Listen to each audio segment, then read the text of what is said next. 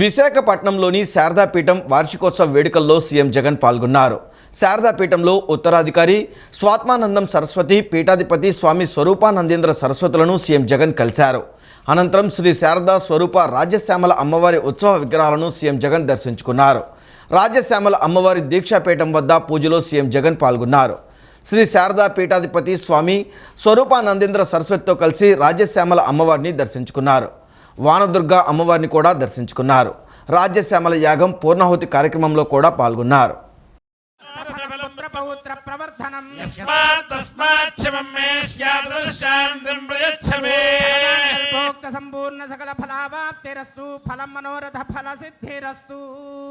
नमो महद्भ्यो नमो अर्भकेभ्यो नमो जवद्भ्यो नमः आशनेभ्यः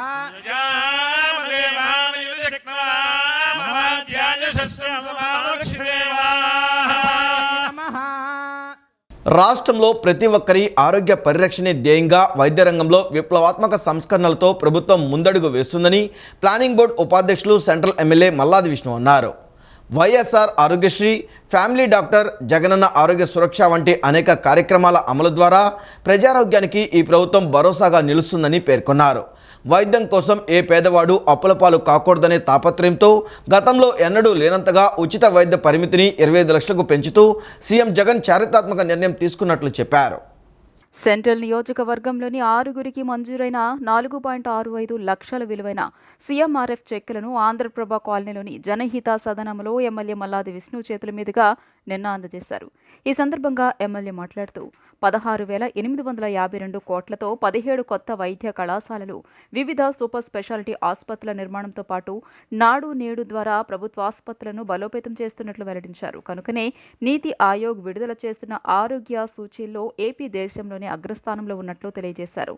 అలాగే ప్రజలకు డిజిటల్ వైద్య సేవల కల్పనలో రాష్ట్రంలోని పౌరులకు టెలిమెడిసిన్ సేవల కల్పనలోనూ ఏపీ తొలి స్థానంలో నిలుస్తున్నట్లు తెలిపారు. ఈ ప్రభుత్వం అధికారంలోకి వచ్చాక 3,257 సేవలను ఆరోగ్యశ్రీ పరిధిలోకి తీసుకురాగా అప్పటి వరకు కేవలం 748 ఆసుపత్రులకు మాత్రమే పరిమితమైన ఆరోగ్యశ్రీ సేవలను 2,517 ఆసుపత్రులకు విస్తరించడం జరిగిందన్నారు. ఆరోగ్యశ్రీ వర్తించని రోగాలకు సీఎం రిలీఫ్ ఫండ్ ద్వారా వైద్యం చేయించుకోవచ్చని పేర్కొన్నారు. నియోజకవర్గంలో ఇప్పటి వరకు 1,063 మందికి 7,57,82,000 రూపాయలు ముఖ్యమంత్రి సహాయ నిధి ద్వారా అందజేసినట్లు తెలిపారు. వీటితో పాటు ప్రతి ఒక్కరూ తమ మొబైల్స్లో ఆరోగ్యశ్రీ యాప్ను డౌన్లోడ్ చేసుకోవడం ద్వారా సమీపంలోని నెట్వర్క్ ఆసుపత్రుల వివరాలు, ఏ వ్యాధులకు ఏ ఆసుపత్రిలో వైద్యం అందుతుందో సమాచారం తెలుసుకోవడం సులభతరం అవుతోందన్నారు. ఏంటంటే ముఖ్యంగా రాష్ట్ర ప్రభుత్వం జగన్మోహన్ రెడ్డి గారి నాయకత్వంలో ఆరోగ్యం పట్ల ప్రత్యేకమైనటువంటి శ్రద్ధ తీసుకుంటున్నాం. పూర్వం 5 లక్షలు ఉండేటటువంటి ఆరోగ్యశ్రీ ఈరోజు 25 లక్షల వరకు కూడా అన్ని వ్యాధుల్ని అందులో తీసుకురావడం జరిగింది.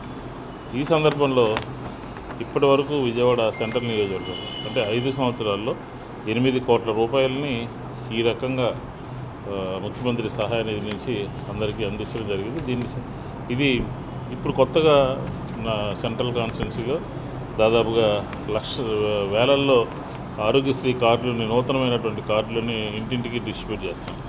దాని ద్వారా ఆరోగ్యశ్రీని ఏ విధంగా ఉపయోగించుకోవచ్చు, ఏ హాస్పిటల్స్కి వెళ్ళాలి, ఏ రకంగా వైద్యం అందించుకోవాలి, ఆరోగ్యశ్రీ ఉన్నటువంటి హాస్పిటల్స్లో అక్కడ ఉన్నటువంటి ఆరోగ్య మిత్రాన్ని ఏ రకంగా కలవాలి, వారి ద్వారా సేవలు ఏ విధంగా పొందాలి, మనం ఒక యాప్ని కూడా డౌన్లోడ్ చేసుకోవాలి.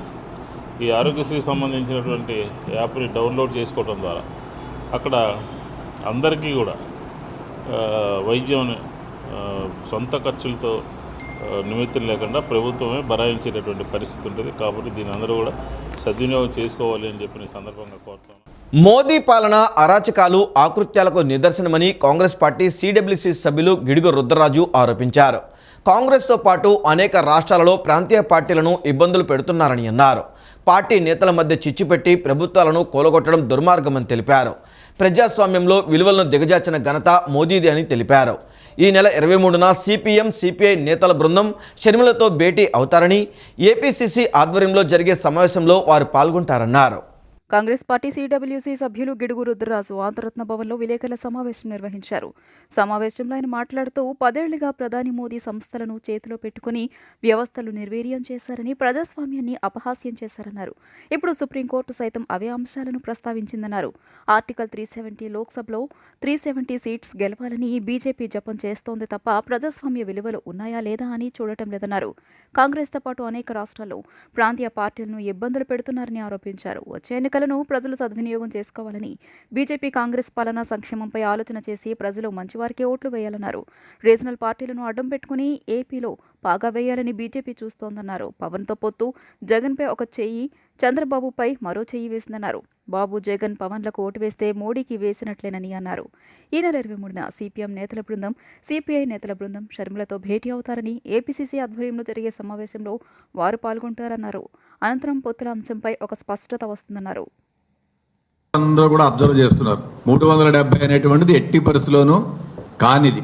ఒక మైండ్ గేమ్ ఆడాలి, రాజకీయ పార్టీలను విడగొట్టాలి. చూసాం, ఇండియా అలయన్స్ పార్ట్నర్స్ మనం బెంగళూరులో స్టార్ట్ చేసినప్పుడు పెద్ద ఎత్తున పాజిటివ్ రెస్పాన్స్ వస్తే కావాలని నితీష్ కుమార్ నోపక్కన చేశారు.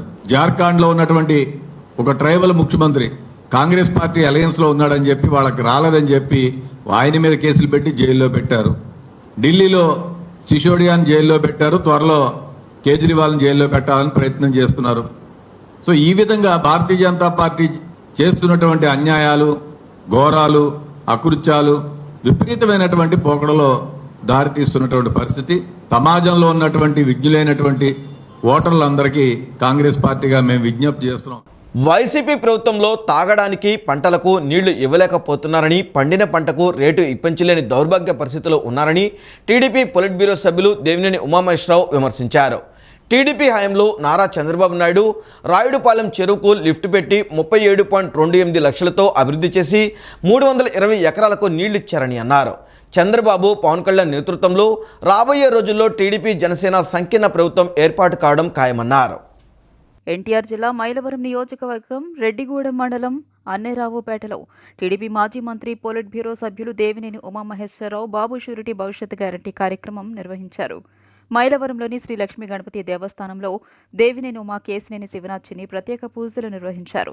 మహాత్మాగాంధీ పొట్టి శ్రీరాములు విగ్రహాలకు పూలమాలలు వేసి నివాళులు అర్పించారు. అనంతరం గ్రామంలో పర్యటించారు. ఈ సందర్భంగా దేవినేని ఉమామహేశ్వరరావు మాట్లాడుతూ టీడీపీ హయాంలో నారా చంద్రబాబు నాయుడు రాయుడుపాలెం చెరువుకు లిఫ్ట్ పెట్టి 37.28 లక్షల రూపాయలతో అభివృద్ధి చేసి 320 ఎకరాలకు నీళ్లు ఇచ్చారని అన్నారు. 23.70 లక్షలతో ఊర చెరువు కింద 150 ఎకరాలకు నీళ్లు ఇచ్చిన ఘనత తెదేపదని పేర్కొన్నారు. వైసీపీ ప్రభుత్వంలో తాగడానికి పంటలకు నీళ్లు ఇవ్వలేకపోతున్నారని, పండిన పంటకు రేటు ఇప్పించలేని దౌర్భాగ్య పరిస్థితిలో ఉన్నారని విమర్శించారు. ఒక సామాన్య రైతు సుబ్బారావు పండించిన పంటకు గిట్టుబాటు ధర ఇప్పించాలని సోషల్ మీడియా ద్వారా జగన్ ప్రభుత్వానికి కళ్లు తెరిపించాడన్నారు. మైలవరంలో 600 రోజులుగా టీడీపీ నాయకులు, కార్యకర్తల సారథ్యంలో అన్న క్యాంటీన్ నడుస్తోందని, కేసినేని ఫౌండేషన్ ద్వారా కేసినేని శివనాథ్ అన్న క్యాంటీన్లు, మెడికల్ క్యాంపులతో చేస్తున్న సేవలు అభినందనీయమన్నారు. చంద్రబాబు, పవన్ కళ్యాణ్ నేతృత్వంలో రాబోయే రోజుల్లో టీడీపీ, జనసేన సంకీర్ణ ప్రభుత్వం ఏర్పాటు కావడం ఖాయమన్నారు. టీడీపీ నేత కేసినేని శివనాథ్ చిన్ని మాట్లాడుతూ టీడీపీ హయాంలో దేవినేని ఉమా గ్రామాల్లో ఎన్నో అభివృద్ధి పనులు చేశారన్నారు. నియోజకవర్గ అభివృద్ధికి ఎంతో కృషి చేశారని అన్నారు. నియోజకవర్గం అభివృద్ధి పథంలోకి వెళ్లాలంటే టీడీపీ, జనసేన ప్రభుత్వాన్ని అధికారంలోకి తెచ్చుకుందామని అన్నారు. సమస్య ఉంది. అలాగే ఎంపీపీ స్కూల్ దగ్గర సిఎస్ఐ స్థలం ఉంది, కానీ అక్కడ బిల్డింగ్ లో సిఎస్ఐ స్కూల్స్ మూత పెట్టారు, ఆర్సిఎం స్కూల్స్ మూత పెట్టారు. పల్లెల్లో పేదవాళ్ళ దగ్గరికి వచ్చిన స్కూల్స్ అన్ని కూడా దూరం చేశారు. పేదవాళ్ళ చదువులు నాడు నేడు బిల్డింగ్లు అని చెప్పేసి గాలికి వదిలేశారు. ఇంకా చాలా సమస్యలు ఉన్నాయి.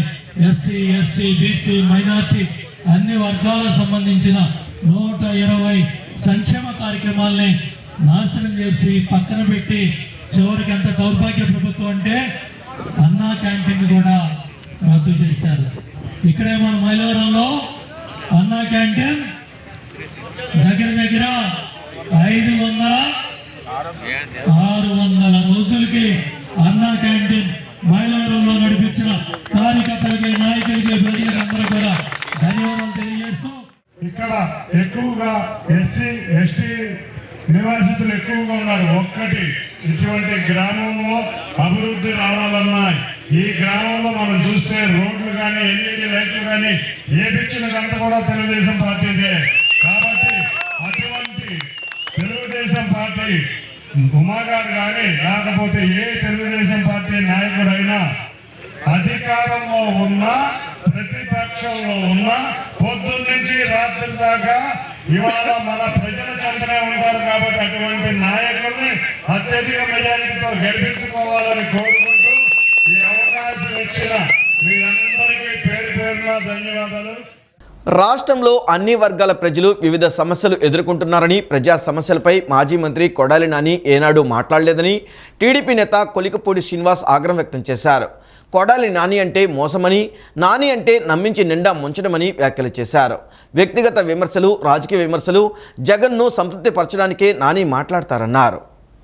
మొగల్రాజ్పురంలోని కేసినేని శివనాథ్ చిన్ని కార్యాలయంలో టీడీపీ నేత కొలికపూడి శ్రీనివాస్ విలేకరుల సమావేశం నిర్వహించారు. సమావేశంలో ఆయన మాట్లాడుతూ కొడాలి నాని జూనియర్ ఎన్టీఆర్ మద్దతుతో హరికృష్ణ భిక్షతో రాజకీయంగా ఎదిగారన్నారు. అయితే జూనియర్ ఎన్టీఆర్ కూడా కొడాలి నాని బాధితుడే అని అన్నారు. జూనియర్ ఎన్టీఆర్ అభిమాని దగ్గర కొడాలి నాని ₹1 కోటి తీసుకున్నారని, అది నిజమా కాదా, నాని చర్చకు సిద్ధమా అంటూ సవాల్ విసిరారు. హైదరాబాద్ శివార్లో 12 ఎకరాల ప్రభుత్వ భూమికి తప్పుడు పత్రాలు సృష్టించి వేరే వ్యక్తుల ద్వారా సాక్షాత్తు ఎన్టీఆర్కు ఎకరం ₹85 లక్షల చొప్పున అమ్మి మోసం చేశారని విమర్శించారు. ఆ తర్వాత వచ్చిన తెలంగాణ ప్రభుత్వం జరిగిన మోసాన్ని గ్రహించి ఆ భూమిని స్వాధీనం చేసుకుందని తెలిపారు. గుడివాడలో నాని వల్ల మోసపోయిన కాపు నేత ఆత్మహత్య చేసుకున్నారన్నారు. నాని ఉనికికి ప్రమాదం ఏర్పడినప్పుడు చంద్రబాబు, లోకేష్ను విమర్శిస్తారని మండిపడ్డారు. ఎవరో ఒకరిని తిట్టడానికి కొడాలి నాని ప్రెస్ మీట్స్ పెడతారన్నారు. 2004లో జూనియర్ ఎన్టీఆర్ రికమెండేషన్తో మొదటిసారి తెలుగుదేశం పార్టీ టికెట్ తెచ్చుకున్న కొడాలి నానికి జూనియర్ ఎన్టీఆర్ అభిమాని మొదటి రోజు ₹40 లక్షల కొడాలి నానికి ఇచ్చాడు. మళ్ళీ 5-6 రోజుల తర్వాత ఇంకొక ₹60 లక్షల కొడాలి నానికి ఇచ్చాడు. అంటే 4-5 రోజుల వ్యవధిలోనే జూనియర్ ఎన్టీఆర్ అభిమాని దగ్గర జూనియర్ ఎన్టీఆర్ పేరు చెప్పి కొడాలి నాని ₹1 కోటి తీసుకున్న మాట నిజమా అబద్ధమా? కొడాలని పిలిస్తే గుడివాడైనా నేను ఈ విషయం మీద చర్చకు రావడానికి సిద్ధంగా ఉన్నాను. రెండో అంశం, మొత్తం అసలు ప్రపంచం మొత్తానికి తెలియాల్సిన అంశం. కొడాలి నానిని ఎవరు విమర్శించినా, ఎవరు ప్రశ్నించినా వెంటనే కొడాలి నాని తీసే ఆయుధం ఏంటంటే జూనియర్ ఎన్టీఆర్ అంటాడు. హైదరాబాద్ శివారులో ఒక 12 ఎకరాల ప్రభుత్వ భూమికి దొంగ పత్రాలు సృష్టించి ఆ 12 ఎకరాల ప్రభుత్వ భూమిని తప్పుడు పత్రాలతో వేరే వ్యక్తుల ద్వారా సాక్షాత్తు జూనియర్ ఎన్టీఆర్కే ఎకరం ₹85 లక్షల కొడాలి నాని అమ్మించిన మాట నిజమా కాదా? జూనియర్ ఎన్టీఆర్నే మోసం చేసిన కొడాలి నాని బెజవాడ కనకదుర్గమ్మకు నాసిరకం బియ్యంతో నివేదన చేస్తున్నారని, అమ్మవారి భక్తులను కాదు అమ్మవారిని కూడా మోసం చేస్తున్నారని జనసేన అధికార ప్రతినిధి పోతిన వెంకట మహేష్ విమర్శించారు. అమ్మవారి భక్తుల్ని కాదు అమ్మవారిని కూడా మోసం చేస్తున్నారని ఆరోపించారు. టెండర్లో పేర్కొన్న విధంగా సాయి మణికంఠ ఏజెన్సీ బియ్యాన్ని సరఫరా చేయకపోయినా దేవాదాయ శాఖ మంత్రి, ఆలయ ఈవో అధికారులు ఎందుకు స్పందించడం లేదన్నారు. ఏజెన్సీ ఏడాదికి అమ్మవారి సొమ్మును ₹1.5 కోట్ల కొట్టేస్తున్నారని ఆరోపించారు. జగన్మోహన్ రెడ్డి అమ్మవారికి నాణ్యమైన బియ్యంతో నివేదన చేయించలేరా అని ప్రశ్నించారు. అమ్మవారిని, అమ్మవారి భక్తుల్ని మోసం చేస్తున్న సీఎం జగన్మోహన్ రెడ్డి ప్రభుత్వానికి బుద్ధి చెప్పాలన్నారు. వినియోగించేటువంటి బియ్యంలో కూడా నాణ్యమైన బియ్యాన్ని వినియోగించకుండా నాసిరకమైనటువంటి బియ్యాన్ని వినియోగిస్తా ఉన్నా దేవాదాయ శాఖ మంత్రి కానీ, అదే సదరు దేవస్థానానికి సంబంధించినటువంటి అధికారులు కానీ, ఈఓ గారు కానీ ఎందుకు చర్యలు తీసుకోవట్లేదో సమాధానం చెప్పాలి. అన్నప్రసాద వితరణకు కానీ, పులిహార ప్రసాదంలో కానీ నాసి రకమైనటువంటి బియ్యాన్నే వినియోగిస్తా ఉన్నారు. లలిత బ్రాండ్ రైస్, ఆరెంజ్ వాడాలని టెండర్ కండిషన్లో చాలా స్పష్టంగా తెలియజేసినప్పటికీ అక్కడ ఒక పనికిమాలిన కంపెనీ డింగ్ డాంగ్ బెల్ అంట, అది ఎవరికో కూడా తెలియదు. సదరు కాంట్రాక్టర్ ఎవరైతే ఉన్నారో సాయి మణికంఠ ఏజెన్సీనే ఈ సొంత బ్రాండ్ని సృష్టించి అందులో డిపో బియ్యానికి పాలిష్ పెట్టి వినియోగిస్తున్నారు అనేటువంటి అనుమానం కూడా మాకు కలుగుతా ఉంది. అమ్మవారికి నాణ్యమైన బియ్యంతో నివేదన చెయ్యకుండా ఇలాగ నాసిరకం బియ్యంతో నివేదన చేసి ఏడాదికి ఒక్క బియ్యంలోనే ₹1.5 కోట్లు కొట్టేస్తూ ఉన్న సదరు కాంట్రాక్టర్ని ఎందుకు చర్యలు తీసుకోవట్లా?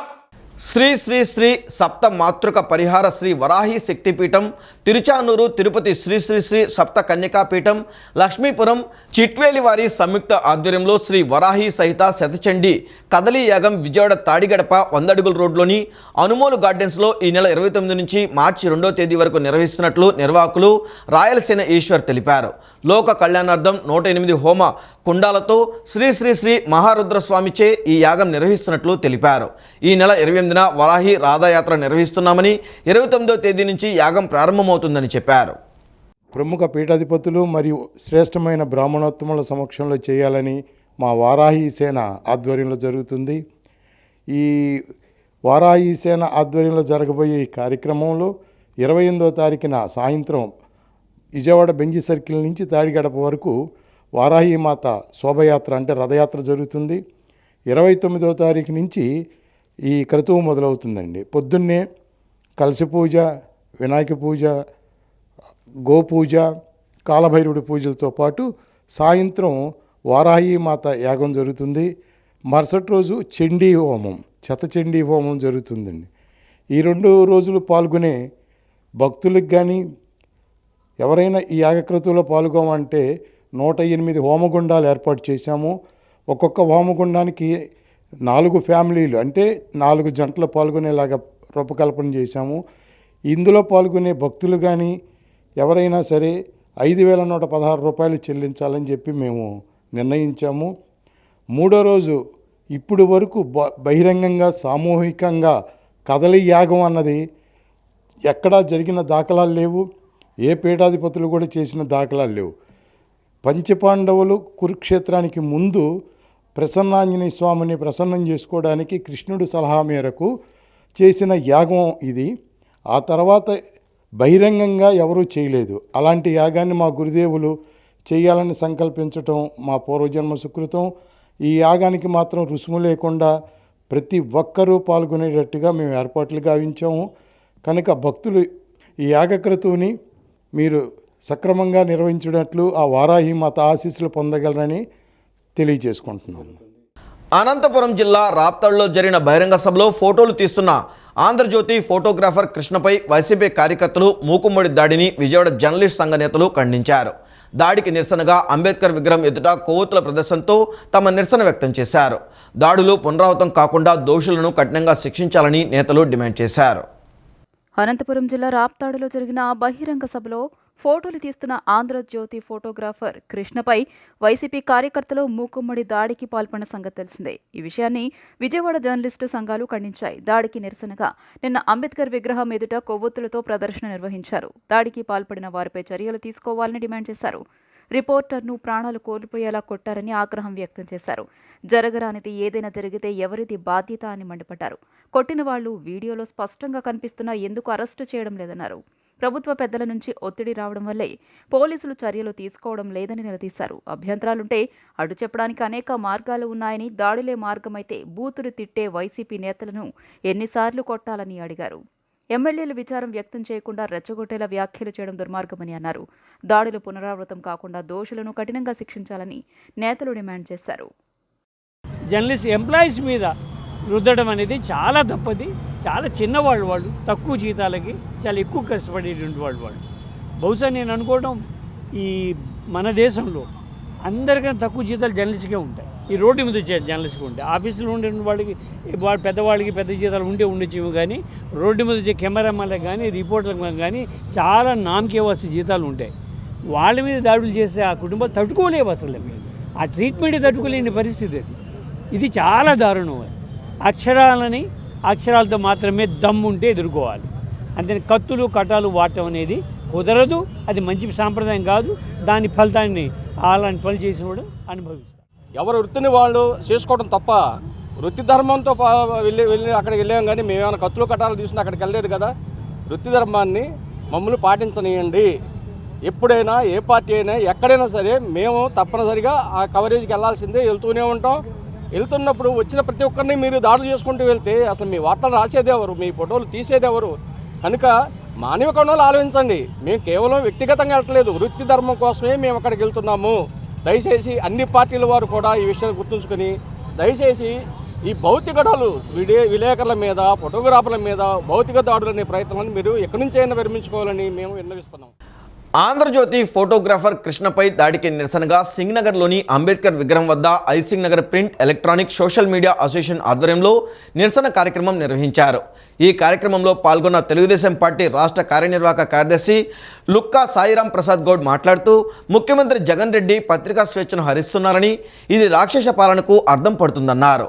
తాను అధికారం చేపట్టిన నాటి నుంచి తుని, ఒంగోలు, గుంటూరు, అమరావతి, ఇప్పుడు అనంతపురం రాప్తాడ్లో విలేకరులపై వైసీపీ గూండాల చేత దాడులు చేయించడం జగన్ రెడ్డి దురహంకారానికి నిదర్శనమన్నారు. టీడీపీ నాయకులు వీరంకి వెంకట గురుమూర్తి, నవనీతం సాంబశివరావు మాట్లాడుతూ సిద్ధం సభలో జగన్ గూండాలు, రవిడీలు బీసీ బిడ్డపై దారుణంగా దాడి చేశారని అన్నారు. జర్నలిస్టులందరికీ కూడా రక్షణ చట్టం అనేది కావాలి. గతంలో ఒక 6 నెలల క్రితం ఛత్తీస్గఢ్లో రక్షణ చట్టం పెట్టారు ఆ స్టేట్లో. అలాగే కేంద్ర స్థాయిలో రక్షణ చట్టం తెచ్చి మీ విలేకరులకి రక్షణ కల్పించాలనేసి నేను డిమాండ్ చేస్తూ ఉన్నాను. రాబోయే 2 నెలల్లో ఎన్నికలు జరుగుతూ ఉన్నాయి. తెలుగుదేశం పార్టీ మీ అందరికీ మద్దతుగా ఉంటుంది.